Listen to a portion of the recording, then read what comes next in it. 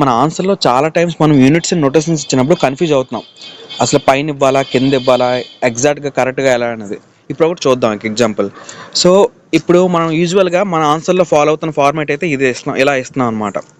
So ఇలా ఇవ్వడం అనేది రాంగ్ అనమాట. ఎప్పుడు కూడా మనకి ఈ చెక్ ఫార్మాట్లో మనం క్రాస్ బార్ అనేది యూజ్ చేయకూడదు. మ్యాక్సిమం లైన్ బారే యాక్చువల్ అదే కరెక్ట్ అనమాట. బట్ మనం ఫస్ట్ నుంచి ఒక రాంగ్ ఫార్మాట్ అనేది ఫాలో అవుతున్నాం. సో అసలు రైట్ ఫార్మాట్ ఏంటంటే, ఇప్పుడు ఇంకో ఎగ్జాంపుల్ చూపిస్తాను చూడండి. ఇదిగోండి, ఇది అనమాట. ఇక్కడ మీరు చూసుకున్నట్లయితే ఎలా చేశారు చూడండి, కేజీ బై మోల్కి కానీ, సో ఎవ్రీ దానికి అలాగే చేశారు. ఇంకా ఈక్వేషన్ ఆండర్లో కూడా వాళ్ళు అలాగే చేశారు. ఎలా అండి ఈక్వేషన్ ఆండర్లో ఇలా పాజిబుల్ అవ్వదు కదా? లేదండి, ఈక్వేషన్ ఆండర్లో కూడా ఇలా పాజిబుల్ అవుతుంది. ఎలా పాజిబుల్ అనేది మీకు ఒక ఎగ్జాంపుల్గా చూద్దాం.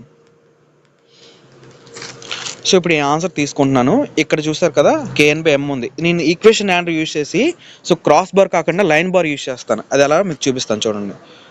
సో మొత్తం ఫస్ట్ కట్ చేసుకుంటారు. So equation under tool use చేస్తారు.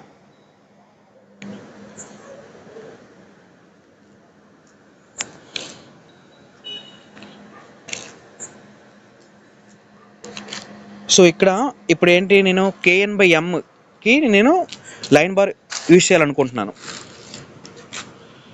So first KN/M first show tool టిప్కి వెళ్తారు, టెక్స్ట్కి వెళ్తారు. సో 30 తర్వాత స్పేస్ ఉంది. సో నేను ఫస్ట్ స్పేస్ ఇచ్చుకున్నాను 30 తర్వాత. ఇప్పుడు ఏంటి నాకు కావాలి, KN/Mకి నేను లైన్ బార్ అయితే యూజ్ చేయాలి. సో కట్ చేస్తారు. తర్వాత ఇన్సర్ట్ టెక్స్ట్ ఉంది కదండి, అది క్లిక్ చేస్తారనమాట. ఇప్పుడు ఆ ఇన్సర్ట్ టెక్స్ట్ ఏదైతే వర్డ్ ఉందో అది రిమూవ్ చేస్తారు ఫస్ట్.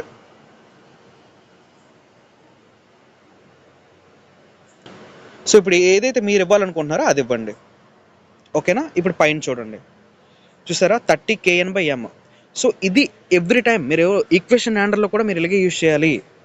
సో మీరు ఇక్కడ ఎగ్జాంపుల్గా చూసుకుంటే మన ఆన్సర్ ఫార్మాట్ ఇదిగోండి, ఇది అనమాట.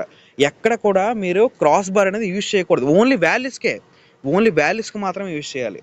మీకు క్రాస్ బార్ అనేది మీరు యూనిట్స్ అండ్ నోటేషన్స్కి మాత్రం సో లైన్ బార్ యూజ్ చేయాలి. క్రాస్ బార్ అనేది అస్సలు యూజ్ చేయకూడదు. సో అదనమాట.